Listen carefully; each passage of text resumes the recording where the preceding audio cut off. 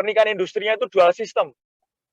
Juga bisa magangnya aprentiseship program bisa 2-3 semester, tapi kuliah sambil magang sambil kuliah juga bisa, atau double degree dengan Jerman, Taiwan juga bisa, atau combined degree dengan S2 terapan di luar negeri juga bisa.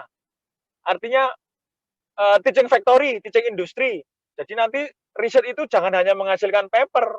Itu bukan riset vokasi kalau menghasilkan paper aja. Riset vokasi itu nanti rencana ke depannya tridharmanya menghasilkan produk yang dihilirkan di industri. Paten atau haki, udah. Ada paper, syukur. Tapi nggak ada paper ya nggak terlalu masalah. Tapi yang sebaiknya ada paper. Tapi paten, haki, dan project register menghasilkan produk yang dilirikan ke masyarakat, ke pasar, itu yang lebih penting. Nah, itulah D4 itu mengarah ke apa namanya? Konsepnya itu bukan sekedar bikin ijazah yang setara S1 biar nanti lebih menarik, ya nggak hanya itu. Nah, tentunya branding serta strategi promosi ya kita tunggu. Bapak Ibu sudah berhasil belum membuat akun Instagram dengan follower di atas 20.000?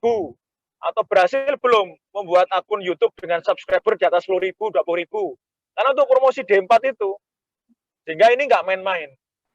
Nah, last but not least, kami sangat mengucapkan terima kasih kepada seluruh stakeholder, kepada seluruh, terutama Ban PT, Bapak-Bapak Ibu Ban PT. Saya pribadi mengucapkan ucapan terima kasih yang sebesar-besarnya atas bimbingannya, arahannya, bantuannya yang sangat super luar biasa, ini unforgettable.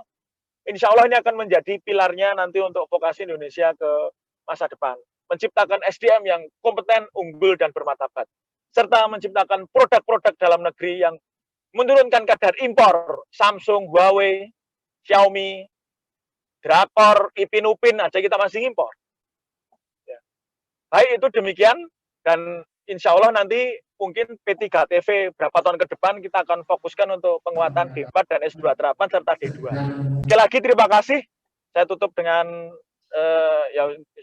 pantun aja yang baru.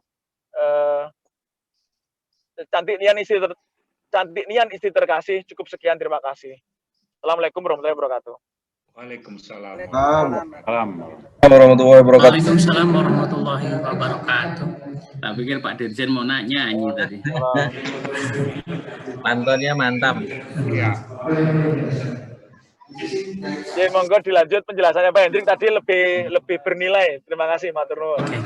Baik, terima kasih Pak Dirjen atas arahannya. Mudah-mudahan apa yang disampaikan oleh beliau dapat memotivasi kita untuk melaksanakan program kegiatan ini. Bapak dan Ibu, kita lanjutkan penjelasan Pak Hendrik tentang prosedur persyaratan diploma 3 menjadi sarjana terapan. Pada Pak Hendrik, dipersilakan Pak. Siapa?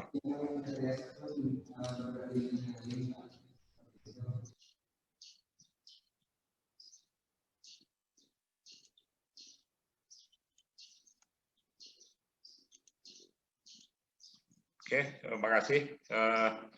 Kami akan menjelaskan tadi sampai tentang capaian pembelajaran.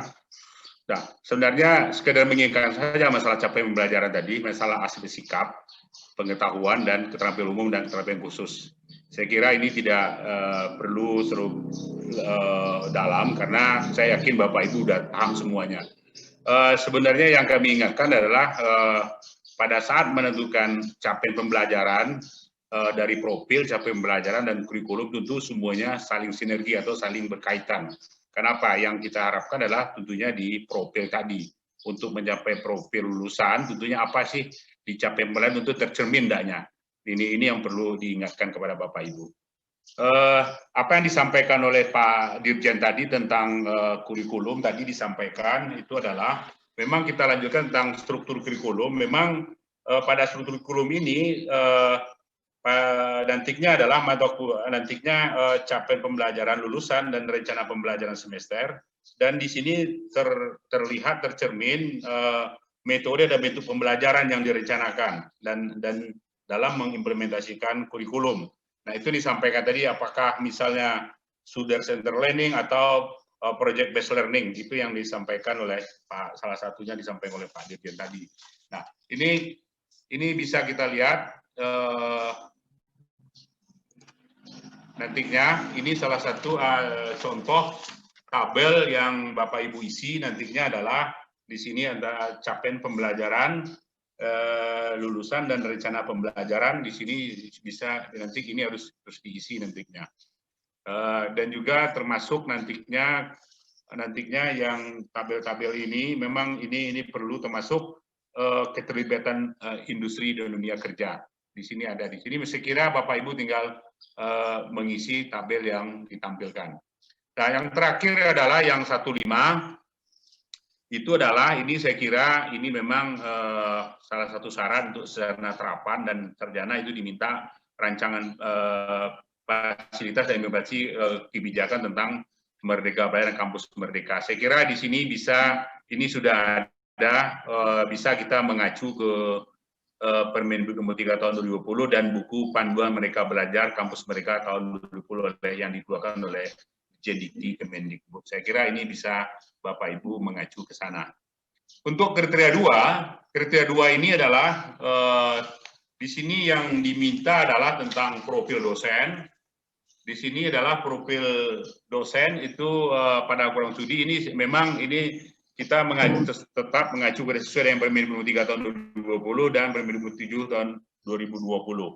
Nah, yang itu adalah di sini terdiri dari dosen tetap dan dosen industri atau praktisi. Nah, pada tabel ini, pada tabel di sini pada 211 itu, ini Bapak Ibu di sana diminta adalah tentang ini adalah dosen yang pada saat dosen yang semulanya dosen diploma 3 tentunya nantinya beralih untuk dosen diploma 4. Di sini jelas, di sini nantinya termasuk data-data sertifikat kompetensi atau profesi industri. Ini memang diminta, ini tolong diisi, nantinya harus kita isi nantinya. Dan selanjutnya adalah juga ini nantinya dosen industri atau praktisi industri. Dosen atau praktisi industri itu memang ya, kita di sini kita akan melihat ini diharapkan itu yang disampaikan oleh Pak Dirjen tadi, keterlibatan dunia industri. Jadi dunia industri memang dari awal itu terlibat, dari awal merancang kurikulum dan merancang kurikulum juga termasuk pemanfaatan SDM dan sarana prasarana yang ada di industri. Termasuk terakhir adalah penyerapan daripada alumni kita, lulusan kita.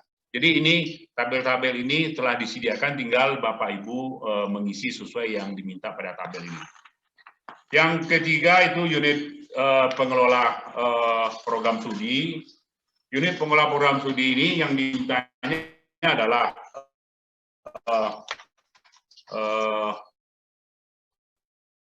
pertama adalah kita rekam jejak. Ini akan beralih menjadi sarana terapan. Ini memang ini cuma ini yang rekam jejak dari diploma 3 sebelumnya kita mengusulkan beralih menjadi sarana terapan.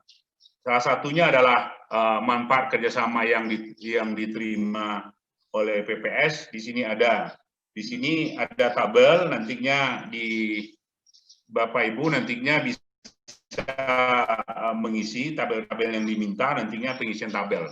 Dan juga jumlah dosen tetap pada diploma 3 yang diploma 3 yang mengikuti pelatihan selama 3 tahun terakhir. Ini jumlah produk atau karya atau jasa dosen tetap yang dosen tetap diploma 3. Juga itu jumlah judul luaran atau pendidikan, penelitian, dan pekerjaan masyarakat yang dihasilkan oleh dosen tetap program diploma 3 selama 3 tahun terakhir, keterlibatan dalam pembinaan sekolah menengah kejuruan. Yang poin keduanya adalah mahasiswa dan lulusan.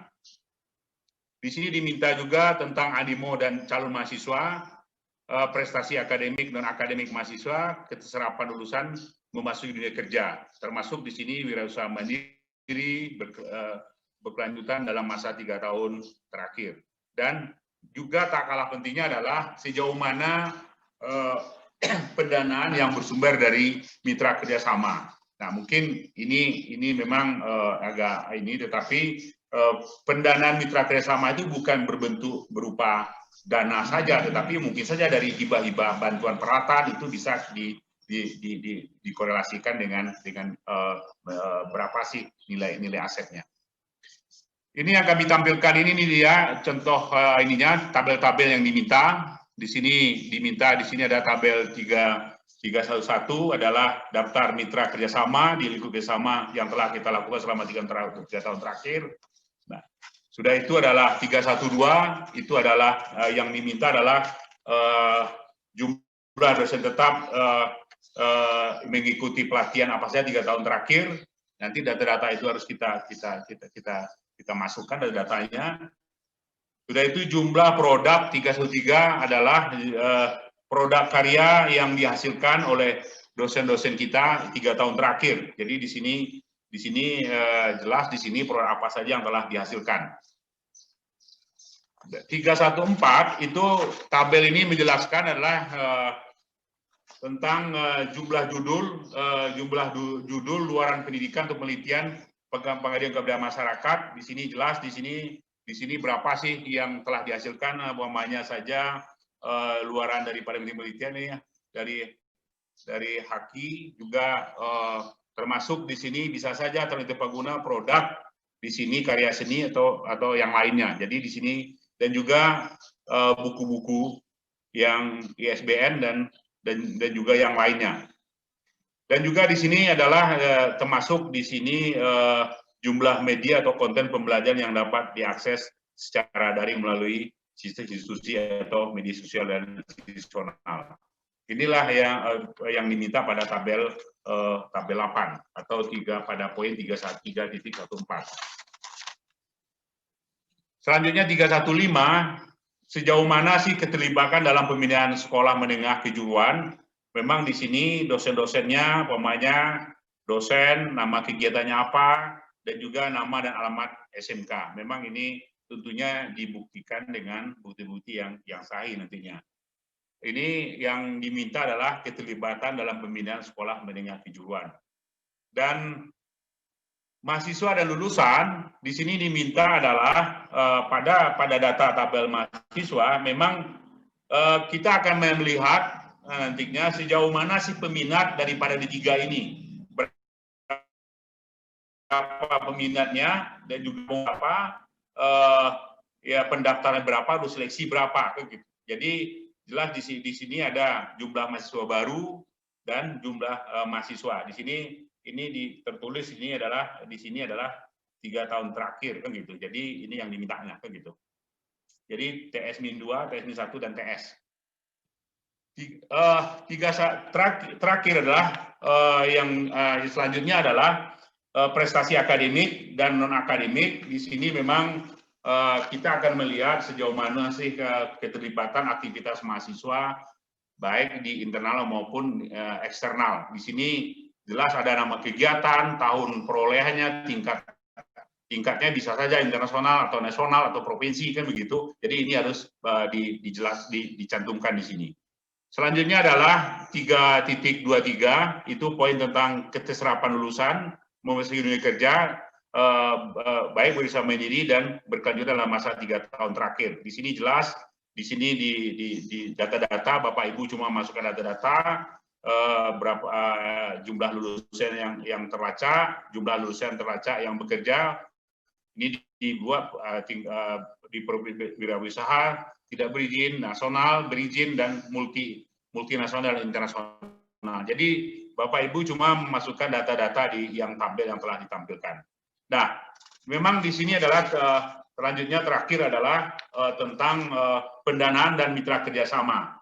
Mungkin tidak akan mungkin kadang-kadang tidak semua industri yang langsung menyampaikan atau menyerahkan begitu uang tunai, tetapi tentunya ada di sini dijelaskan juga diminta di sini adalah pendanaan mitra kerjasama itu pendanaan dan diperoleh di sini mitra kerjasama dalam bentuk peralatan pembelajaran di sini dan juga termasuk umpama saja teori dan atau praktikum mereka atau beasiswa ikatan dinas dan lain sebagainya dalam rentang 3 tahun terakhir. Di sini tolong dicantumkan apa saja yang pendanaan dari mitra kerjasama. Jadi jelas di sini saya kira cukup jelas tabelnya di sini bentuk pendanaannya, umpamanya bantuan peralatan pembelajaran teori, peralatan praktikum, beasiswa, ikatan dinas, dan kerjasama IBK dan lain. Jadi ini untuk apa saja yang telah dilakukan dari mitra kerjasama.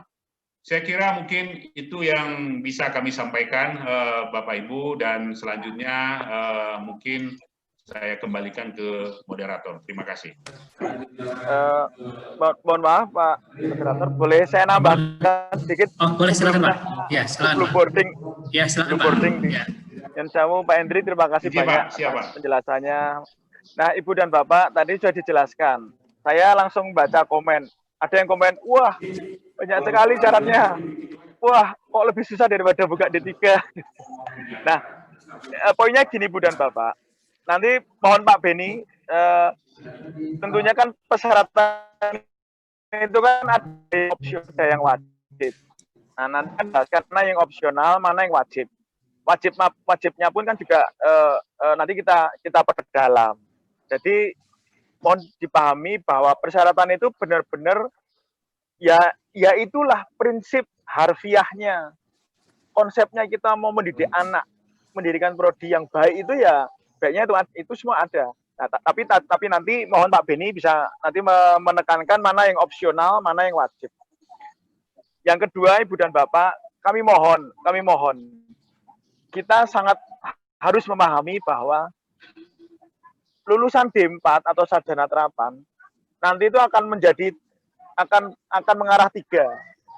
Satu, tenaga ahli yang sangat ahli, ya relatif lebih ahli lah daripada D3. Tenaga teknis ahli, itu 1.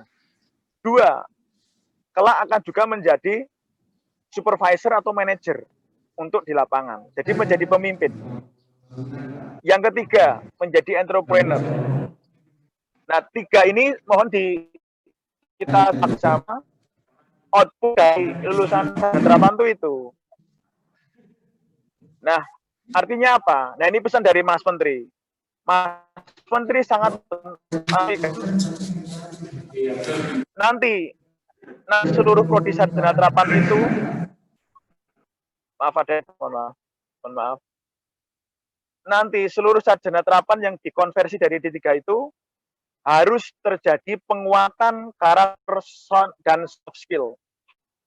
Kurikulumnya itu benar-benar jangan terlalu hard skill. Jangan terlalu hard skill. Plus penguatan digital teknologi pada kurikulum itu harus clear. Jadi kurikulum baru itu benar-benar harus ada unsur teknologi digital. Masa depan kita, salah satu kompetensi masa depan abad 2021 itu kan critical thinking, kreativitas, kerjasama, dan literasi pada TIK, serta kompetensi abad 2021.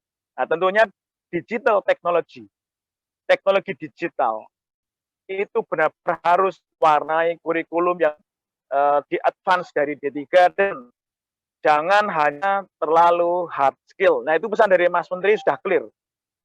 Sudah clear seperti itu.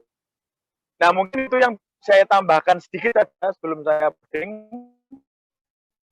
Jadi mohon nanti tunjuknya dicermati mana yang opsional. Siapa tahu sudah ada, cuman belum terdata saja. Saya yakin syarat-syarat tadi itu syarat-syarat yang sangat masuk akal dan tidak sulit sebenarnya. Tidak sulit. Karena kita pengen link and super match. Tapi nanti kalau misalnya dari penjelasan sekali ini agak kaget-kaget sedikit, wah ternyata syaratnya banyak sekali ya. Nah, monggo nanti sehari 2 hari dilihat mana yang opsional, mana yang wajib, mana yang sebenarnya baik, mana yang mungkin belum. Nah, monggo nanti bisa kita atur tata waktunya. Kami harapkan betul untuk 2021 ada ratusan konversi D3 ke D4. Yang hebat. Jangan hanya D4 yang cuma jual ijazah doang, tapi nggak ada kompetensi, yang nggak ada link and match-nya. Terima kasih, saya kembalikan ke moderator. Sekali lagi, matur nuwun sangat. Assalamualaikum warahmatullahi wabarakatuh. Waalaikumsalam warahmatullahi wabarakatuh. Terima kasih Pak Dirjen atas pencerahannya yang sangat luar biasa sekali. yang mudah-mudahan kita semua lebih bersemangat, lebih termotivasi untuk ikut serta atau berperan serta dalam melaksanakan program ini. Bapak dan Ibu, selanjutnya sebelum kita tanya jawab, kita lanjutkan materi berikutnya, materi dari Ban PT. Ini yang akan disampaikan oleh Pak Sugiono. Kepada Pak Sugiono dipersilakan, Pak.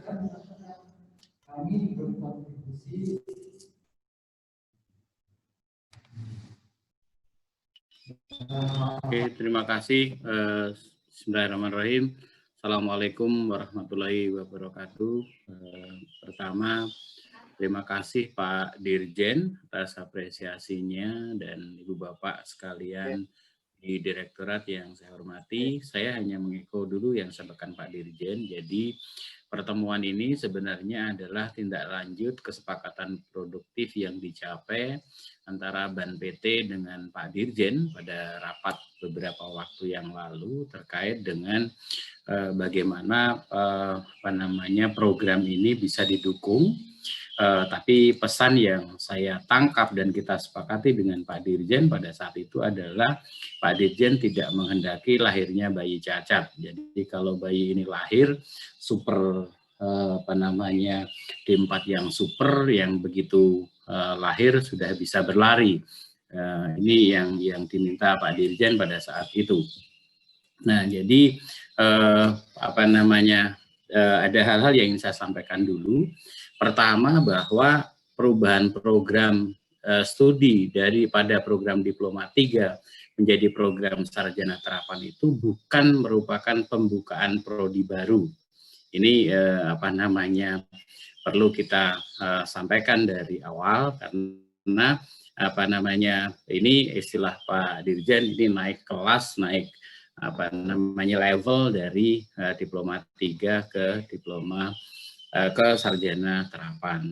Satu. Yang kedua, proses evaluasi itu dilakukan oleh kementerian, izin diberikan atau dikeluarkan oleh kementerian dan dicatatkan di PD Dikti. Nah, setelah nama prodi itu ada di PD Dikti, maka Ban PT nanti akan menetapkan apakah akreditasi dari program studi Diploma 3-nya itu bisa digunakan atau bisa diberikan kepada program studi Sarjana Terapan. Nah, untuk itulah maka Ban PT akan melakukan surveillance. Jadi ini perlu saya sampaikan, ini agak sedikit mengoreksi yang disampaikan Pak Suhendrik Anwar. Jadi ini sekuensial, Pak. Jadi evaluasi, karena Ban PT ini tidak bisa bareng-bareng. Kami tidak bisa melakukan surveillance kalau namanya belum ada di PD Dikti.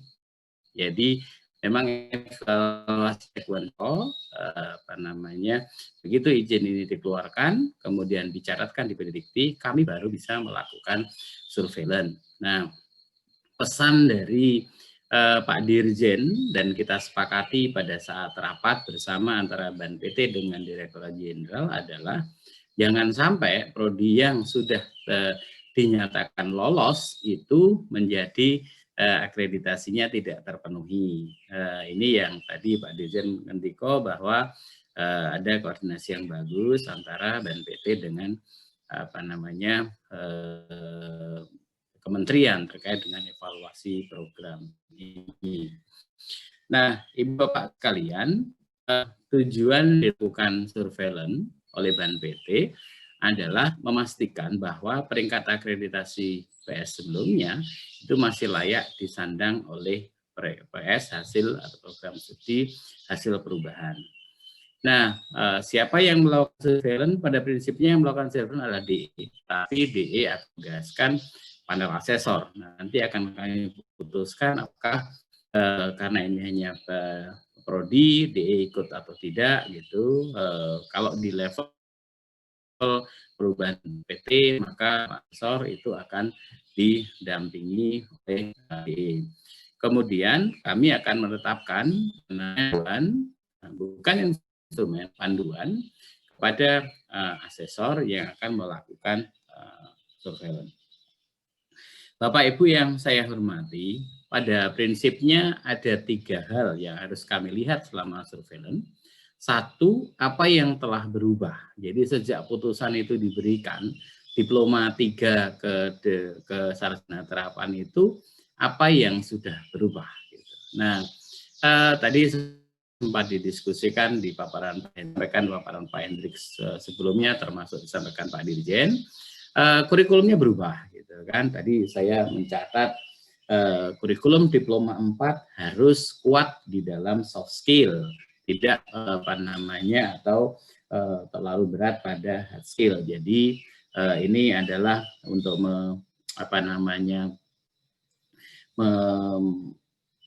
menjembatani kebutuhan kompetensi yang nanti diperlukan, karena bukan lagi fundamental literacy, tapi juga sudah ke nanti terkait dengan karakter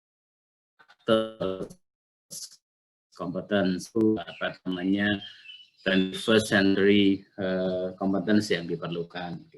Kemudian harus penguatan digital teknologi, tadi disampaikan Mbak Reja. Jadi kami harus melihat sebenarnya apa sih yang berubah, dan ini berbeda antara diploma 3 dengan sarjana terapan.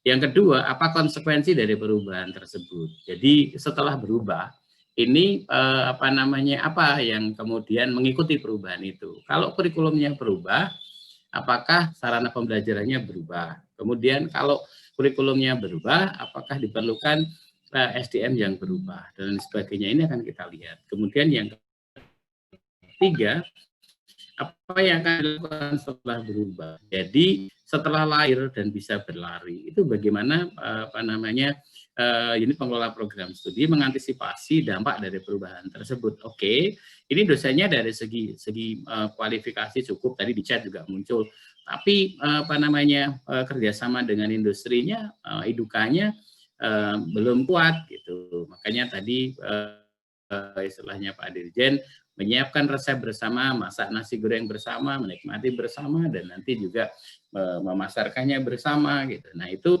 perubahan-perubahan apa yang akan diperlukan atau harus dilakukan untuk mengantisipasi perubahan bentuk tersebut. Nah, Ibu Bapak sekalian, perlu saya sampaikan sebenarnya instrumen BAN-PT yang mengatur adanya program di sarjana terapan itu baru di instrumen yang baru. Di instrumen yang lama 2008 itu belum ada terminologi sarjana terapan. Yang ada diploma 4 dan instrumennya sama antara diploma 1, 2, 3, dan 4.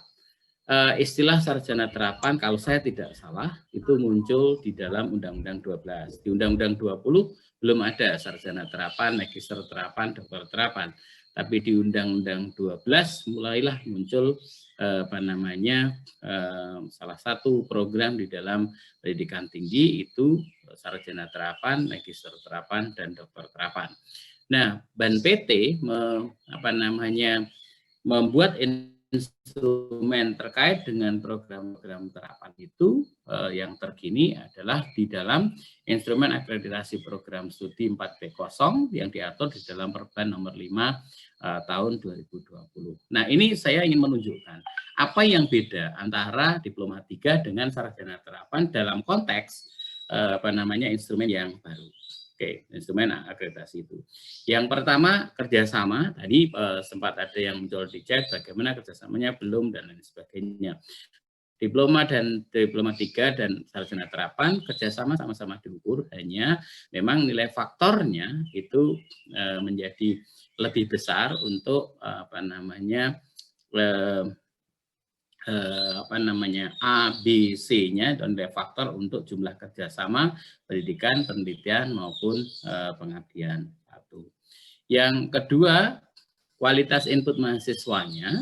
Ini masalah keketatan seleksi itu berbeda tingkat keketatannya antara diploma 3 dengan sarjana terapan. Oke.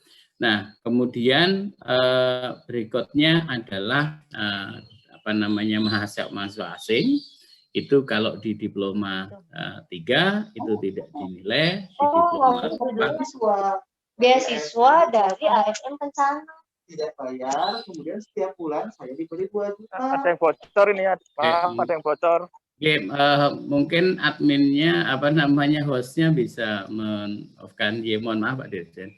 Oke, jadi mahasiswa asing kalau di diploma 3 tidak dihitung, di diploma 4 di sarjana terapan kita hitung.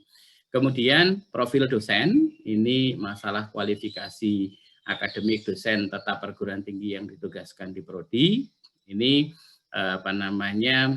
batas persentase untuk mendapatkan skor maksimum itu berbeda. Antara 30 menjadi 50%. Kemudian rasio mahasiswa dosen ini juga perbedaan batas rasio antara diploma 3 dan sarjana terapan. Kemudian rekognisi dosen itu perbedaan batas rasionya, jadi memang tuntutannya di sarjana terapan lebih tinggi daripada diploma. Nah, kemudian berikutnya adalah kinerja dosen terkait dengan publikasi ilmiah. Memang tuntutannya untuk dosen-dosen di sarjana terapan itu lebih tinggi daripada teman-teman dosen di diploma 3. Kemudian citasi di dalam diploma 3 kami tidak minta, kami tidak nilai di diploma 3, tapi di dalam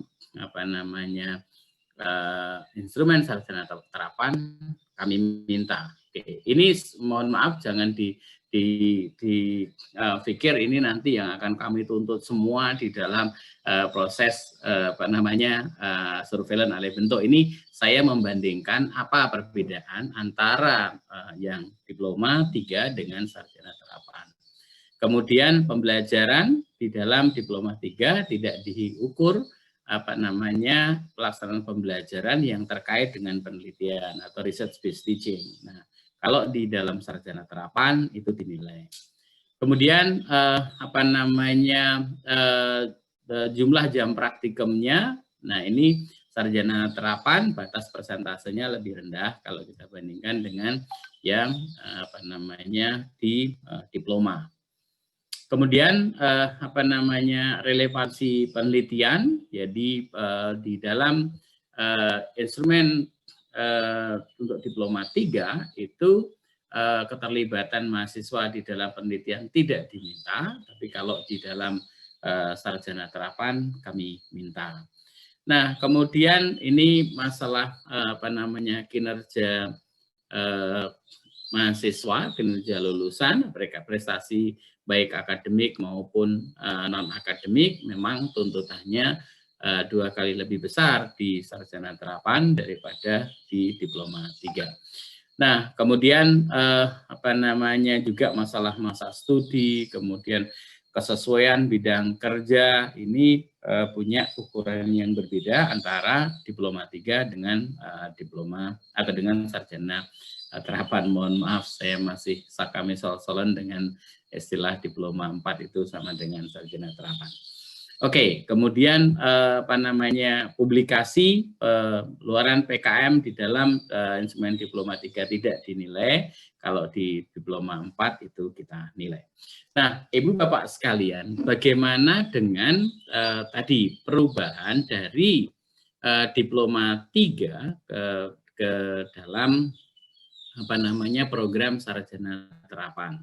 Tadi yang disampaikan oleh Pak Hendrik ada 3 aspek terkait kurikulum, SDM, unit pengelola, dan sebagainya. Nah, ini saya akan sampaikan bahwa salah satu aspek yang nanti harus ada di dalam proses transisi ini pada saat SK penetapan perubahan itu dikeluarkan oleh Pak Menteri atas dasar Pak Dirjen adalah harus ada migrasi data. Karena apa? Kalau itu tidak ada migrasi data, maka akan diperlakukan sebagai prodi baru. Nah, padahal kan kinerja lulusan, kinerja kinerja lulusan IPK masa studi yang kita analisis sebenarnya adalah track record pada saat masih menjadi diploma 3, sehingga harus ada ini matur ke Pak Dirjen bahwa di dalam SK perubahan harus eksplisit bahwa data mahasiswa dan data lulusan program diploma diakui di dalam sebagai kinerja atau diakui pada saat berubah bentuk menjadi sarjana terapan. Nah, ini kalau itu ada, maka akan mudah nanti kita melihat bagaimana kualitas input mahasiswanya, bagaimana kinerjanya berdasarkan track record sebelumnya. Oke, satu, itu yang penting. Yang kedua adalah kurikulum. Oke. Nah, kurikulum ini menjadi penting. Kurikulum dalam artian bukan hanya dokumen kurikulum, tetapi juga actual kurikulumnya. Oke, jadi mulai dari dokumen kurikulum, pembelajaran, sampai dengan evaluasinya. Nah, ini harus clear bedanya antara diploma 3 dan sarjana terapan. Perbedaannya di mana? Karena konsekuensi dari kurikulum nanti akan menuntut perubahan di dalam level SDM, dalam aset maupun fasilitas. Nah, oleh karena itu kurikulum ini menjadi titik tolak tadi pesan Pak Dirjen loud and clear bahwa harus memberikan penguatan pada soft skill yang akan diperlukan untuk bisa bertahan di masa yang akan datang, gitu, termasuk kekuatan karakter, kemudian persisten dan lain sebagainya, itu 21st century characters yang harus terpenuhi. Oke, kemudian yang kedua adalah SDM. Nah, SDM ini nanti kami akan lihat kualifikasi, kompetensi, dan kinerja. Nah, kalau kualifikasi dan kompetensi berarti adalah data pada saat usulan itu diajukan perubahan peringkat akreditasinya atau penyesuaian akreditasinya. Kalau kinerja, pasti kita akan berbicara track record. Oke, jadi kita tidak track record dosen tersebut pada saat masih berada atau masih mengampu mata kuliah di program diploma 3. Nah, kemudian perubahan atau aset dan fasilitas, apakah aset dan fasilitas itu yang tersedia itu mampu mendukung ketercapaian capaian pembelajaran yang ditetapkan di dalam kurikulum.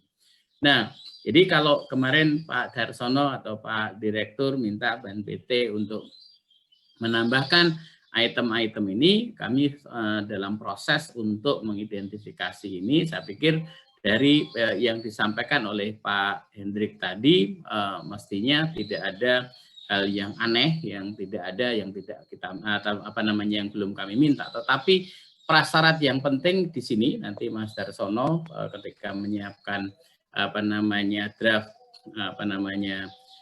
keputusan menterinya, eksplisit mohon itu di highlight, karena kalau itu tidak di highlight bahwa itu diakui migrasinya di dalam prodi yang baru, maka akan dianggap sebagai prodi baru, dia tidak punya track record. Nah, ini akan menjadi sulit untuk apalagi kalau prodi ini sudah terakreditasi unggul atau terakreditasi A atau B, atau mungkin sudah ada yang unggul di diploma 3-nya, ini menjadi masalah tersendiri. Nah, mungkin itu yang bisa saya aturkan, Pak Dirjen. Terima kasih atas kesempatan yang luar biasa, dan senang sekali berinteraksi dengan Pak Dirjen. Salam hormat dari BNPT untuk Pak Dirjen, Safe Light. Ini sampai bosen tangannya dicoblosi ya Pak Dirjen ya, karena setiap mau tindak harus rapid. Oke. Tidak, Pak Wikan. Matur nuwun atas bimbingannya dan arahan selama ini. Matur nuwun. Waktu saya kembalikan ke Pak Dadan, monggo. Baik, terima kasih Pak Agiono atas arahan motivasi. Mudah-mudahan apa yang beliau sampaikan kita bisa melaksanakan atau kita bisa mengimplementasikannya dalam melaksanakan program peningkatan diploma 3 menjadi sarjana terapan. Amin. Selanjutnya kita akan menuju tanya jawab Bapak dan Ibu, kita diskusi dan tanya jawab. Diskusi tanya jawab ini alhamdulillah telah hadir tim teknis, ada Ibu Cici, ada Pak Abi, Pak Lipur, insya Allah Pak Sohendrik juga siap membantu memberikan saran, memberikan diskusi untuk memberikan saran atau masukan terhadap kegiatan program dan kegiatan ini. Silakan Bapak dan Ibu, mungkin ada yang ingin ditanyakan, mumpung Pak Dirjen masih ada juga, Pak Direktur juga masih hadir di sini, silakan. Izin bertanya, Pak. Oh, silakan. Pak Irfan. Izin bertanya Pak Abim. Oh, silakan. Pak Irfan dulu, Pak Irfan Gustian, silakan. Siapa dulu? Pak Irfan Gustian. Oh, Pak Irfan. Oke. Assalamualaikum warahmatullahi wabarakatuh.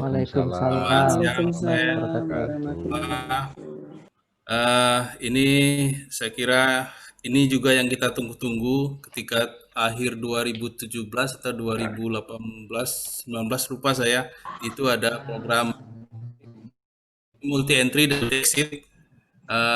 Kita tidak tahu sudah mengirimkan proposal ketika itu.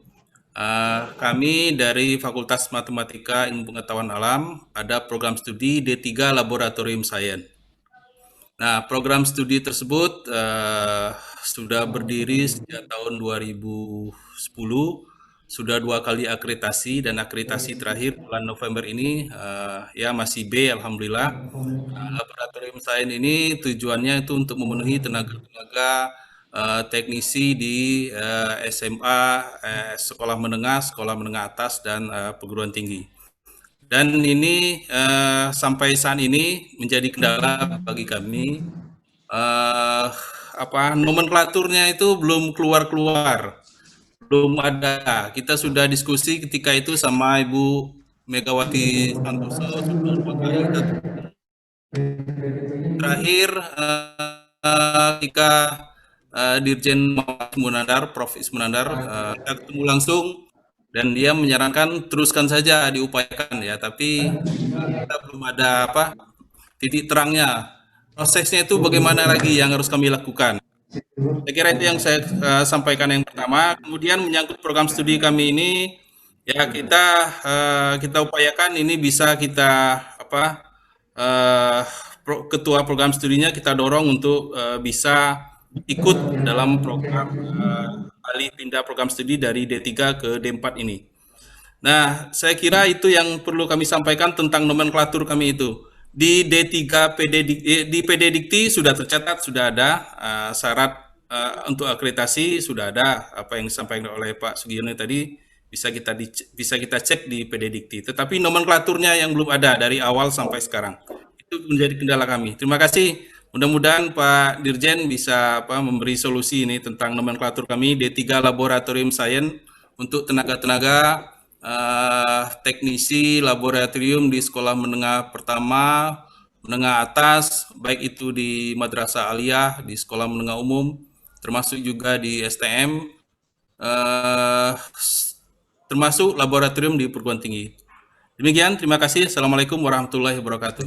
Izin bertanya, Pak. Mungkin ada yang bisa ditanggapi dulu satu-satu, Pak, biar lebih ini. Silakan, ada yang mau menanggapi, tim atau Pak Direktur, Pak Dirjen?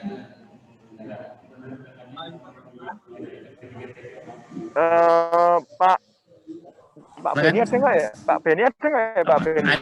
Ada sih, Pak. Ya kalau ini mumpung saya baru mau boarding. Kalau Ada, Pak? Ada. Kalau ya monggo Pak Beni. Intinya yang dulu yang diajukan dengan model MEMES kan ya otomatis diulang lagi dengan sistem yang baru ini mestinya Pak Beni. Iya, jadi MEMES ya, monggo. kita tidak jalankan dulu, Pak, karena masih terkendala tadi yang sertifikatnya harus itu tadi akreditasinya itu loh, Pak. Jadi seperti itu kira-kira, Pak. Sama Pak, sama itu pengusulan nomenklatur itu Pak Ben. Kalau nomenklatur, ya nomenklatur kita sudah bentuk tim, Pak. Ini memang belum jalan, tapi kita sudah akan langsung melihat nomenklaturnya itu sudah sesuai tidak dengan tata aturan nomenklatur. Nanti kalau sudah dievaluasi langsung kita setujui baru bisa diajukan gitu. Kalau memang belum ada, tapi kalau sudah ada sih bisa digunakan langsung, Pak. Jadi baik-baiknya memang mencari nomenklatur yang sudah tersedia. Kalau belum ada benar-benar diperlukan, baru gunakanlah nomenklatur. Tapi biasanya D3, D4 itu ada perbedaan. Nah, kalau sama itu nanti kalau di vokasi memang dibuat perbedaan ya. Jadi biasanya ada tambahan. Pak Ben, jadi pengajuannya tetap seperti yang tadi disampaikan Pak Hendrik ya. Pakai silim kerma tadi ya, yang berarti memes itu sudah nggak sama sekali. Jadi kita pengajuan baru seperti yang disampaikan. Jadi ini bukan memes Bu, ya bukan memes. Yang makanya nggak lagi kan, itu sudah nggak lagi. Terus ini Pak, kalau kita nomenklaturnya baru, kita punya term reference internasionalnya ada 3, gitu dimungkinkan enggak?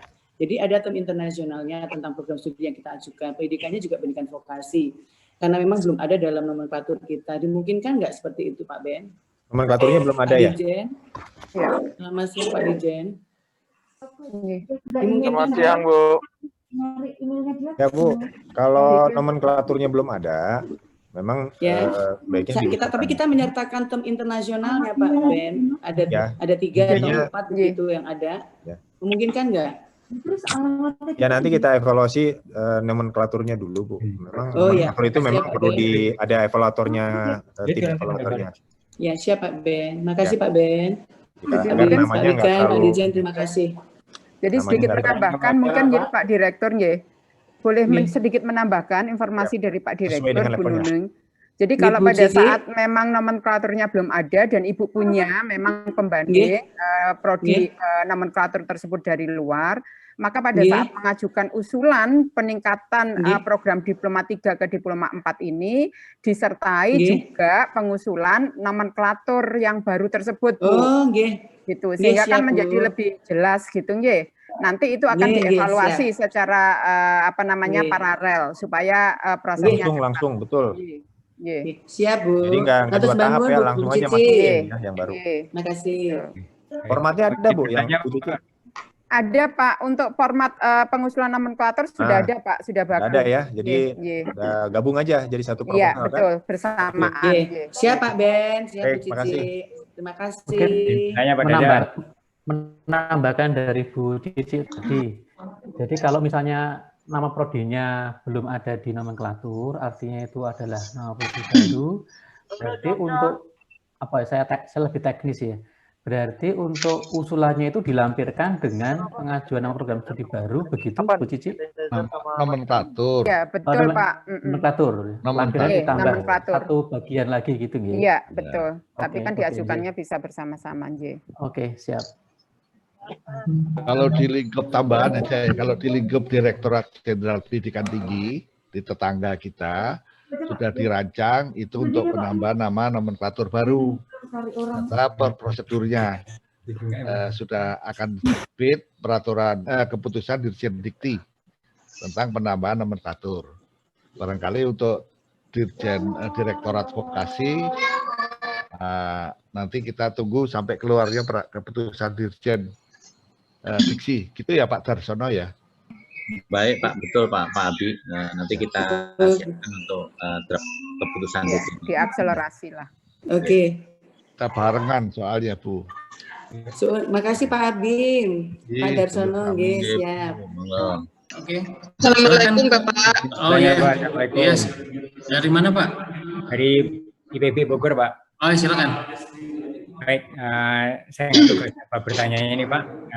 Kami kan punya D3 ini. Kalau seandainya memang semua ada beberapa yang dielevasi ke D4, ke sarjana terapan. Nah, yang bagaimana posisi mahasiswa yang sekarang masih tingkat 1? Karena tadi datanya akan dimigrasi ke PDDK semua. Nah, kemudian padahal mungkin tidak semua mahasiswa ingin melanjutkan ke sarjana terapan. Dan yang pertama. Nah, kemudian yang kedua, kurikulum kan juga berbeda, Pak. Antara yang sekarang dengan yang rencana, karena tadi harus ada perubahan yang cukup mendasar sebetulnya. Kami sudah beberapa kali siapkan karena pada waktu mau inovasi sistem ini sudah kita siapkan.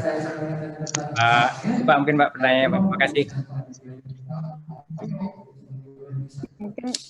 Mungkin kalau saya nambahkan, saya coba jawab. Pak Dirjen. Mas, ini di pintu pesawat. Kalau ada satu atau mungkin ada beberapa mahasiswa yang nggak mau dari D4 ya itu jadi masalah, Pak. Pasti jadi masalah. Jadi harus sepakat. Iya, jadi harus benar-benar diyakinkan apa keuntungannya, apa masa depannya, clean image-nya, peluangnya. Saya pikir mereka bisa diajak bicara, Pak. Mungkin demikian. Ya, intinya kita ingin melift up masa depan mereka. Iya. Baik, terima kasih. Terima kasih. Menyambung menambahkan informasi dari Pak Dirjen. Memang untuk program peningkatan diploma 3 ke diploma 4 ini, Pak, istilahnya harusnya memang satu paket, tidak hanya dari sisi keinginan institusi saja, tetapi ini adalah harus keseluruhan, termasuk dengan kesiapan dan kesediaan mahasiswa. Karena apa? Karena begitu nanti diploma 4-nya disetujui, tentunya tadi seperti pertanyaan Bapak, mungkin yang mahasiswa tahun ketiga bisa lulus dalam bentuk D3, tapi mahasiswa tahun pertama dan tahun kedua itu otomatis akan berubah menjadi mahasiswa diploma 4. Nah, oleh karena itu, di dalam perubahan ini, perguruan tinggi juga harus aware terkait mengatur di dalam pedoman akademiknya, bagaimana kemudian proses perubahan aturan terkait perubahan mahasiswa transfer dari mahasiswa diploma 3 yang tahun pertama, tahun kedua ke diploma 4. Itu sebenarnya harus tertuang di dalam pedoman yang ada di perguruan tinggi. Yang kedua, terkait dengan kurikulum, ya harus dibuat aturan transisi kurikulumnya. Harus ada seperti pengakuan kurikulum yang sudah dicapai oleh mahasiswa tahun pertama dan tahun kedua, itu kan nanti kemudian bagaimana konversinya ke kurikulum diploma 4. Tentunya ada hal-hal yang bisa diakui secara utuh, ada misalnya mata kuliah dasar begitu ya. Tapi ada yang mungkin perlu penambahan muatan. Itu yang terkait pengakuan kurikulum. Sementara di tingkat Direktorat Diksi sendiri itu sudah akan berkoordinasi dengan PD Dikti, Pak. Karena perubahan itu kan juga harus ada komitmen dari PD Dikti. Bahwa tadi yang disampaikan oleh Pak Ki tadi harus ada migrasi dari mahasiswa tahun pertama, tahun kedua itu untuk kemudian dimigrasi menjadi mahasiswa di program diploma 4 atau sarjana terapannya. Itu Pak, jadi ada dua sisi yang memang harus kita lakukan secara bersama-sama. Saya kira itu. Baik, terima kasih Ibu. Izin bertanya, Pak. Izin bertanya, Bu. Tadi dari mana Polnep apa yang dari? Ada dari Polnam, Pak. Oh silakan Pak Lorimor ya. Ya, saya Lorimor dari Politeknik Negeri Ambon, jurusan Teknik Elektro. Begini Pak. Kami di jurusan teknik elektro itu memiliki prodi tertua yaitu prodi D3 teknik listrik. Namun dengan perkembangannya program kami yaitu tentang blok Masela, maka muncul beberapa prodi di Politeknik, salah satunya teknik produksi migas, mekanikal migas, dan satunya adalah teknologi rekayasa sistem kelistrikan migas. Nah, itu lahir dari D3 ke D4. Nah, pertanyaan saya, kalau kita kembali mau bikin D3 teknik listrik menjadi D4 teknik listrik, sementara prodi teknologi rekayasa sistem kelistrikan migas, muatannya itu adalah 90% itu adalah tentang kelistrikan dasar, dan juga yang menjadi ciri itu adalah, yang membedakan itu adalah ada keterkaitan dengan migas. Nah, ini kira-kira menurut Bapak Ibu bagaimana? Apakah kita tetap mengusulkan prodi D3 teknik listrik menjadi D4, ataukah D4 yang ada sekarang ini kita D3 itu kemudian menjadi D4 gabung menjadi satu dengan D4 yang sekarang ini, Pak? D4 yang sekarang ini teknologi rekayasa sistem kelistrikan migas ini kita prodi baru yang baru sekarang mahasiswa sudah semester 5. Nah ini kira-kira bagaimana ya Pak? Mohon minta arahan dari Bapak Ibu di Dirjen maupun Ban PT. Terima kasih, itu pertanyaan dari saya Pak. Terima kasih. Silakan Bu Cici. Iya, membantu menjawab saja. Pertama begini Pak, seperti disampaikan oleh Pak Dirjen bahwa program peningkatan Diploma 3 menjadi Diploma 4 ini sifatnya adalah opsional, pilihan. Tidak harus seluruh program Diploma 3 itu kemudian wajib menjadi program Diploma 4, Pak. Ini yang penting harus digarisbawahi. Nah, kalau saat ini Bapak sudah punya program Diploma 3 listrik dan sebenarnya sudah punya program Diploma 4 teknologi rekayasa kelistrikan, karena kalaupun Diploma 3 teknik listrik ditingkatkan ke Diploma 4, pasti namanya juga akan menjadi teknologi rekayasa kelistrikan, Pak. Begitu. Jadi sebenarnya sama, hanya saja kalau yang sudah ada ini migas berarti kan ada muatan kekasan. Itu sebenarnya yang justru dimintakan oleh Pak Abi di dalam setiap instrumen. Yang menunjukkan itu adalah keunggulan wilayah atau keunggulan lokal atau kekasan yang ada. Sehingga menurut saya tidak tahu nih dari aspek ini. Pertanyaan saya, apakah Diploma 3, D3 ini keinginan dari D3 teknik listrik ini memang sudah tidak diperlukan atau bagaimana, Pak? Karena sebenarnya dari 2 jenjang ini Bapak sudah punya dua-duanya. Buat Gitu. apa bikin baru? Iya, kenapa mesti harus yang ini ditingkatkan lagi? Karena kan toh sebenarnya yang D4 saat ini itu sudah mewadahi 90% itu sudah kelistrikan. 10% itu adalah muatan keunggulan atau kekasan. Ya. Baik, terima kasih. Mohon izin bertanya. Bapak, mohon maaf sebentar, Ibu dan Bapak. Sebentar, Bapak Ibu. Ibu dan Bapak. Jadi seperti yang disampaikan Pak Dirjen Bu Cici, sekali lagi D4 ini bukan kewajiban. Jadi ada sementara teman-teman di Politeknik ingin tetap mempertahankan Diploma 3-nya. Tapi sebagian di wilayah lain ternyata D4 yang lebih laris manis. Jadi monggo kalau ingin tetap mempertahankan Diploma 3, tidak bertransisi menjadi sarjana terapan, ya tidak apa-apa. Tapi kalau wilayahnya ternyata lebih memerlukan sarjana terapan daripada Diploma 3, ya silakan. Ya, jadi bisa saja di tempat Pak Suhendrik Anwar itu elektro Diploma 3 lebih dibutuhkan oleh masyarakat, oleh dunia industri. Sementara di tempatnya Pak Masri justru sarjana terapan. Ya silakan Pak Masri yang transformasi. Pak Hendrik tidak. Jadi begitu Pak Lori, ya. Jangan ada kesan seolah-olah semua D3 mau ditutup jadi D4. Enggak, tidak demikian. Tidak demikian. Ya, jadi ada kesiapan dunia industri atau DIKA yang siap menerima lulusan sarjana terapan. Oleh karena itu di dalam prosedur tadi Pak Hendrik menyantumkan bahwa kurikulum ini harus disusun bersama-sama IDUKA yang akan menerima lulusan. Kalau memang di daerah Pak Lori tidak ada kebutuhan itu, ya buat apa?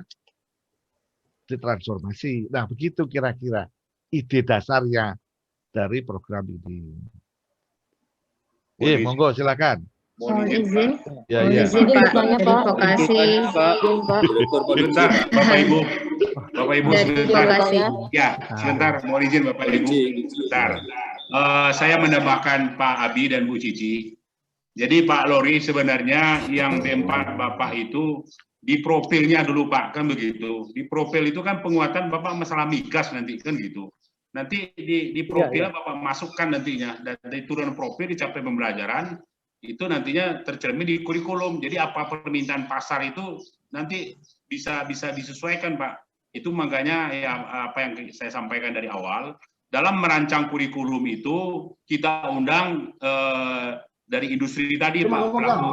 Itu yang perlu. Itu mungkin yang perlu Pak. Dari awal kita undang industri, rancangan kurikulum dan juga penempatan sumber daya manusia dan fasilitas lainnya. Saya kira itu mungkin tambahan dari saya. Terima kasih. Baik, mungkin saya tambah sedikit ya Pak. Kalau untuk kita prodi rekayasa sistem migas ini, kami sudah menunjukkan ciri-cirinya di profil kami dan kami sudah melakukan diskusi dengan PPSDM Migas Cepu dan juga PLN. Dan itu sudah kami lakukan. Namun sekarang terkait dengan akreditasi kami masih baru, jadi kami masih dalam proses penyempurnaan apa yang selama ini kami lakukan, Pak. Ya sebenarnya sudah. Sudah ada itu Pak, berarti sudah bagus itu. Iya kan? Ya sudah, Bapak nggak perlu melakukan peningkatan Diploma 3 ke Diploma 4. Sampai dengar itu. Soalnya apa yang dikatakan Pak Dirjen, Pak Bu Cici, dan Pak Abi tadi, ini adalah opsional, Pak. Ya kan, tidak dipaksakan kan begitu. Webinar D3 menjadi D4. Ya, oke, saya kira itu Pak. Terima kasih. Ya. Terima kasih. Mohon maaf mungkin Izin, Bapak. mohon maaf mungkin hostnya mengatur trafiknya komunikasi nampaknya tadi. Ya, ini campur aduk. Oke, jadi mohon hostnya ngatur trafiknya, siapa yang diberikan kesempatan bicara di-on-kan, yang lain di-off-kan, jadi tidak gaduh. Ketika kita buang. Ya, baik Pak. Mohon izin bertanya Bapak. Silahkan dari UB ya Pak. Silahkan. Dari vokasi UB ya Bapak? Ya silahkan, vokasi UB. Terima kasih atas kesempatannya. Nah, mumpung di sini ada dari Dikti dan juga Ban PT. Jadi begini Bapak, halo? Iya, silakan. Pak Deden itu yang connect di-off-kan dulu deh mic-nya. Tapi lulusan jadi berbeda. Adminnya bukan saya, Bu. Hostnya siapa? Kenapa saya teruskan saja? Mas Ya, Hasan, siapa yang pegang jadi host? Udah, Pak. Sudah. Bapak, terima kasih atas waktunya. Perkenalkan, saya Bu Sofi dari Pendidikan Vokasi Universitas Brawijaya. Jadi, ini menyampaikan sekilas tentang pengalaman kami ketika perubahan nama Bapak. Jadi, kami ini sedang bimbang, di mana pada saat tahun 2017 itu ada surat terkait nomenklatur dan kita diminta untuk merubah nama. Nah, kemudian kita mengajukan ke Dikti, perubahan nama disetujui dari program studi D3 Kesekretariatan menjadi D3 Administrasi Bisnis. Nah, kemudian kita mengajukan ke Ban PT, ternyata dari hasil sidang itu nama kami tidak sesuai dengan capaian pembelajarannya. Nah, sekarang surat tersebut disampaikan ke Brawijaya sehingga kami sekarang diminta untuk mengajukan akreditasi baru. Nah, sedangkan pada saat kita mengajukan mengikuti surat dari Ristek Dikti yang ditandatangani Menteri bahwa kita berubah nama. Nah, sekarang ada perubahan dari D3 ke D4. Nah, menurut mohon arahannya apakah kami melanjutkan yang perubahan nama ini dari tetap D3 atau prodi baru, ataukah kami sekalian meningkatkan dari D3 ke D4. Jadi mumpung di sini ada dari Dikti dan juga ada dari Ban PT. Gitu Bapak. Pak. Saya izin jawab ya Pak Dadan ya. Pak Dadan. Bapak. Monggo Pak Ki. Silakan. Oke, jadi begini Bu Sofia. Pada saat Ibu mengajukan penyesuaian, kan Ban PT harus mengkaji apakah prodi yang sebelumnya apa Bu namanya? D3 Kesekretariatan Bapak.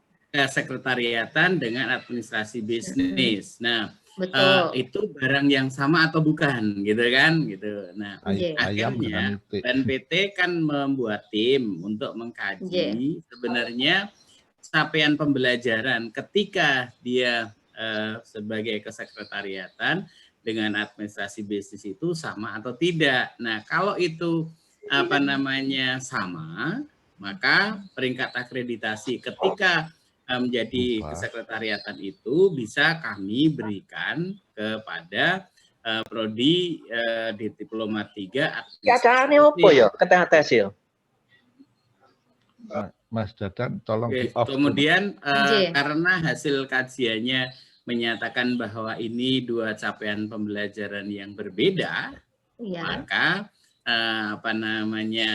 kami tidak bisa berikan, sehingga yang D3 kesekretariatan ya silakan masih berlaku untuk passing out yang masih ada. Nah, yang prodi administrasi bisnis silakan mengajukan usulan baru sebagai prodi administrasi bisnis. Itu yang terjadi. Jadi ini semua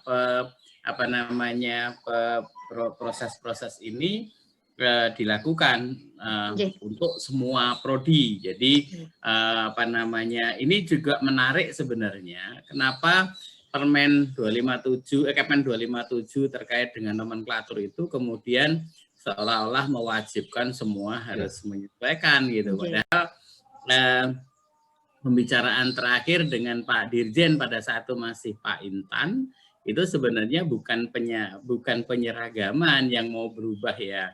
Silahkan mengusulkan perubahan yang sudah ada ya biar gitu.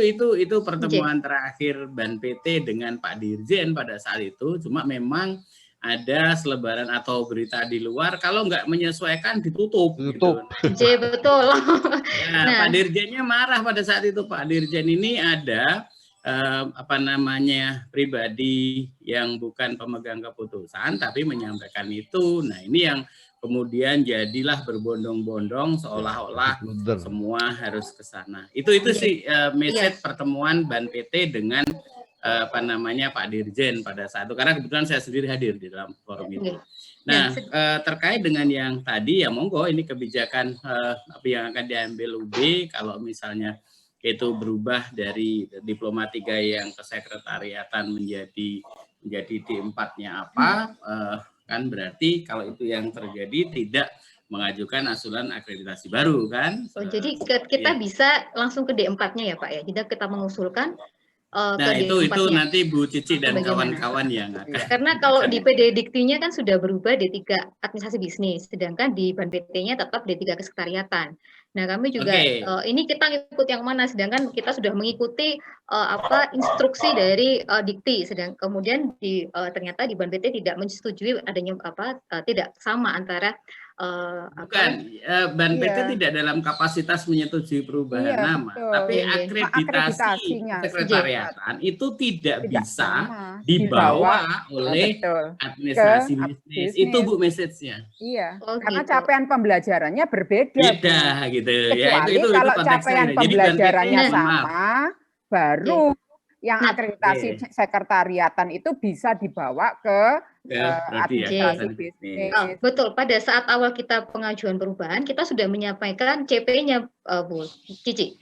Itu sudah menyampaikan CP-nya. Nah, itu kan ketika ada persetujuan bahwa ada perubahan nama, kan pasti juga sudah ada di Dikti, juga sudah digodok, nggih. Nah, kemudian itu kan teorinya Bu Sofia, faktanya beda. Ya, faktanya beda, Bu. Jadi pengajian penyesuaian itu pasti akreditasinya nggak bisa sama, Bu.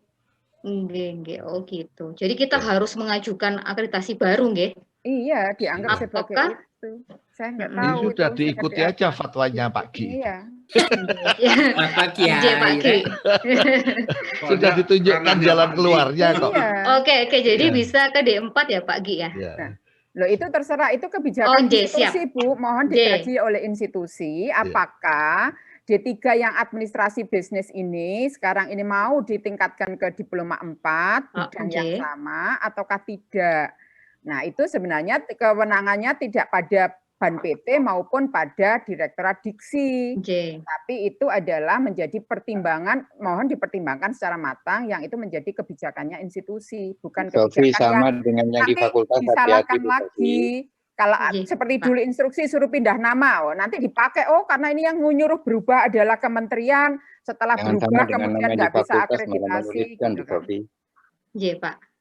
Gitu, J. Bu Cici, jadi silakan didiskusikan di tingkat fakultas atau universitas, nih Bu. Izin bertanya, Bu. Izin bertanya. Dari mana, Bapak? UNED, Pak. UNED. UNED, silakan. UNED dulu. Ya. Silakan. Bismillahirrahmanirrahim. Assalamualaikum warahmatullahi wabarakatuh. Waalaikumsalam. Semoga sehat selalu Bapak dan Ibu sekalian dalam posisi kebetulan COVID. Bapak Ibu sekalian, terutama ini gini Bu ya. Jadi kebetulan kami dari D3 Teknik Sipil, kami mendapatkan hibah yang penguatan untuk D3. Sebetulnya waktu itu kami juga ingin penguatan untuk ke D4. Kaitannya adalah waktu itu mendapatkan surat dari Dikti waktu itu ya, jadi sudah disampaikan kalau tidak salah tahun 2018 itu ya, sehingga kami juga sudah menyampaikan, hanya saja kemudian belum ada tindak lanjut dan meme juga begitu, tadi sudah dijawab oleh Bu Titi dan tidak ada meme. Kaitannya dengan hibah kompetisi D3 penguatan kami, kebetulan kami saat ini melakukan rekonstruksi penguatan untuk D3 Teknik Sipil yang di UNED, Bu. Tapi kalau misalkan itu ada D3 ke D4, kira-kira apakah kemudian penguatan D3 ini dianggap dianggap hilang dalam pada saat evaluasi nanti atau bagaimana ini, Bu ya? Terima kasih, Bu. Ya. Pak. Menurut saya begini, saat ini memang D3 UNES dapat program P3TV, gitu ya Pak ya? Ya. Ya, untuk penguatan itu. Nah, sekarang ke depan, tetapi rencananya Bapak ingin melakukan peningkatan program Diploma 3 menjadi Diploma 4, gitu kan ya? Mengupgrade. Monggo Pak, silahkan. Tapi yang jelas kita harusnya pada peningkatan yang saat ini tentunya kan justru ingin memperkuat apa yang sudah ada di program Diploma 3. Nah, di Diploma 3 ini kan punya kekhasan, Pak. Betul nggak? Kekuatannya di mana? Nah, harapannya nanti program Diploma 4 itu ya tetap membawa kekuatan yang sudah ada di Diploma 3, Pak. Misalnya, arahnya sekarang ini penguatannya di teknik apa? Perancangan jembatan. Tentunya Diploma 4-nya nanti ya harusnya mengambil ditingkatkannya ke Diploma 4 yang rekayasa jembatan sama pengairan atau apa, ataukah yang mau jalan atau apa. Nah, itu dilihat dari kekuatan yang sudah ada di Diploma 3-nya, Pak. Baik, Bu. Tidak masalah, Pak. Ya. Menurut saya nggak masalah, Pak. Pokoknya jangan nganggap P3TV mempersulit. Oh iya, ini Pak Dirjen sudah ada lagi. Tidak masalah, Pokoknya hidup itu udah usah, jangan disusah-susahin lagi sama peraturan kita. Iya. Makasih Pak. Dari ITS, Bu, izin bertanya, Bu. Ini pertamanya Banjar. Kan Pak Sigit. Terima kasih Pak. Jadi program upgrade D3 ke D4 ini kan diluncurkan oleh Dirjen Kelembagaan waktu itu Pak Dono tahun 2018. Dan ITS langsung menyambut program tersebut. Jadi kita langsung memproses saat itu menjadi program D4. Namun skema ini kan baru sekarang ya jelas semua. Sehingga jalan yang ditempuh ITS itu adalah membuka program sarjana terapan baru. Jadi tidak melalui upgrade. Nah ini saya mohon istilahnya ke Ban PT ya. Jadi pada saat akreditasi pertama ini mohon kami jangan ditreatment sebagai prodi baru Pak. Karena sebetulnya kami ini adalah prodi transformasi D3. Cuman waktu itu skemanya tidak segera keluar sehingga akhirnya kita memutuskan membuka prodi baru. Artinya semacam prodi. Cuman kami mohon dihargai ya. Karena yang D3 teknik sipil Pak Gi, kami ini sudah A. Demikian juga yang statistika bisnis. Nah ini mohon pada saat akreditasi pertama itu ya di-acknowledge lah bahwa itu sebuah historis dari kami, jangan ditreatment sebagai prodi baru. Saya kira itu Pak masukan untuk Ban PT Pak untuk itu. Terima kasih. Terima kasih Pak. Harapan Pak Sigit sih kalau itu harapan ya saya dengar Pak. Cuma masalahnya begini, akreditasi itu melekat pada nama dan nama prodi dan PT Pak. Jadi kalau itu diploma 3 yang dapat A, maka kinerja diploma 3-nya yang kami nilai pada saat itu untuk menjadi A gitu Pak. Nah, kalau itu memang diploma 4-nya sarjana terapan itu sebagai prodi baru diusulkan baru, ya mohon maaf tidak bisa. Tapi kalau pada saat pendirian program diploma 4 atau sarjana terapan itu SK menterinya mengatakan bahwa mahasiswa lulusan program ini diakui dengan konsekuensi D3-nya tutup loh Pak. D3-nya tutup Pak. Tutup. Ya. Maka dan itu di SK pendiriannya disebutkan bahwa mahasiswa dan lulusan ini dimigrasi ke prodi sarjana terapan yang dibuka itu. Nah, itu bisa diakui. Tapi kalau munculnya itu memang sebagai prodi baru